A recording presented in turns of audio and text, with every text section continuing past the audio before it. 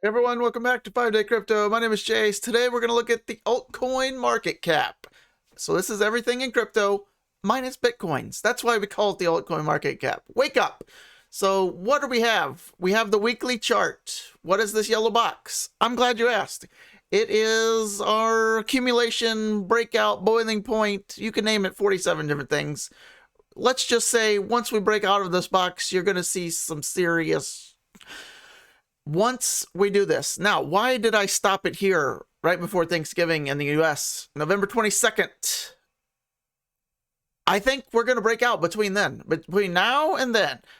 More leaning towards then versus now. I think sometime between now and then, we will break out of this to our new altcoin high, all-time high, which we sat back on in May, right?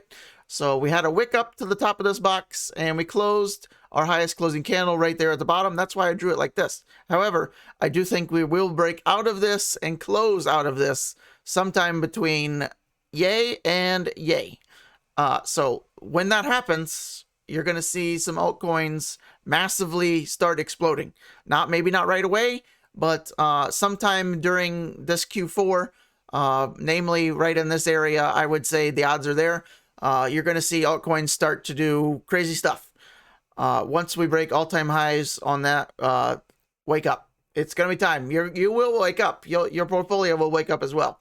If you're heavy alts, this will be the time that you want to maybe start doing that. Bitcoin's time is now. Ethereum's time to start accumulating Ethereum right in these areas, because we know Ethereum does very well in Q1 going into the new year.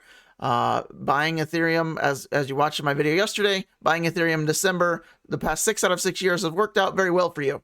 So Ethereum's kind of the top alt. I don't really consider it an alt, but by definition, that's what it is.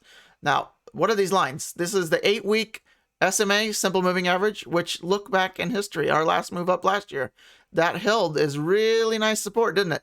So we want to look for that to continue as we start moving up here. Notice these wicks. So alts tend to pull back. When do you know your coins will start turning around again?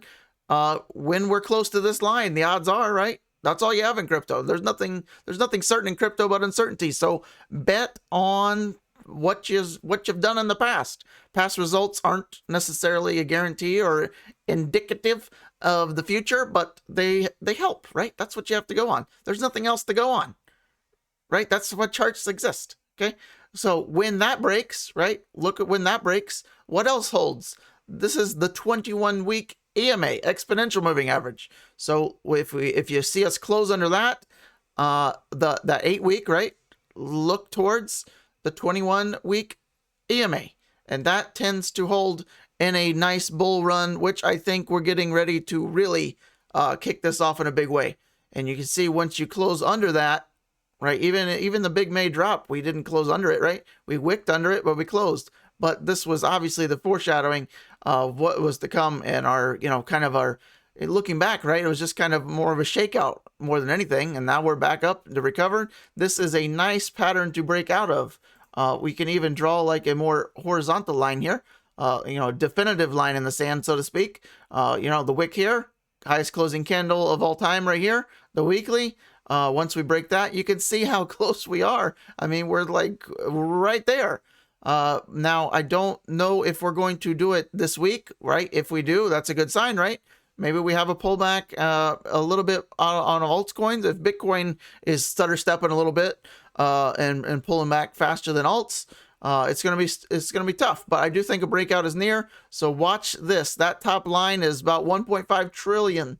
Once you see alts at that, follow this. It's just you just type in total 2 on TradingView if you're new. So Dr. Seuss in the house. Let's get to Crypto Fear and Greed Index. 84. We're still in extreme greed. However, a pullback like today, maybe we continue this, right? A pullback might take us a little bit lower, but what we want to watch for is not breaking a new low. That would likely indicate a little bit longer of a pullback.